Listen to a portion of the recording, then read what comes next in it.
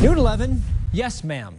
Those are the only words we heard today from the man suspected of killing a University of Utah student.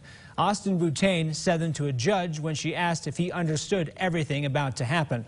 News for Utah's Brittany Johnson was at the hearing. She's live from the Matheson Courthouse in Salt Lake City. So, Brittany, what happened in court today?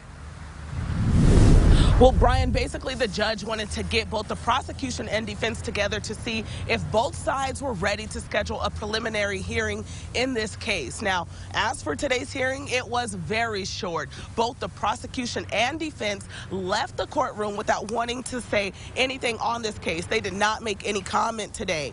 But Austin Boutain, he was inside the courtroom, and we did hear from him. Now, if you remember, Austin Boutain is facing aggravated murder charges. He's accused of killing student Chinwe Goa during a botched carjacking. He's being held without bond. As for his wife, Kathleen Boutain, who did not appear in court today, she's facing lesser charges for the crime, and she's being held at the Salt Lake County Jail on a $1 million bond. Now, prosecutors say the couple came to Utah after murdering someone in Colorado. They ran out of money and hatched a plan to murder someone else.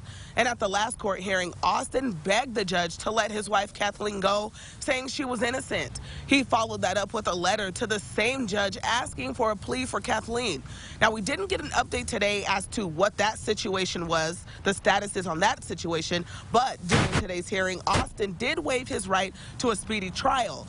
When the judge asked if he understood what that meant, he replied, yes, ma'am. Also today, both parties agreed to schedule that preliminary hearing for Austin's aggravated murder charges. As of now, that hearing will start on November 14th. And Austin Boutain is facing a long list of other charges as well. The judge said there will be hearings at a later time to schedule the dates on those.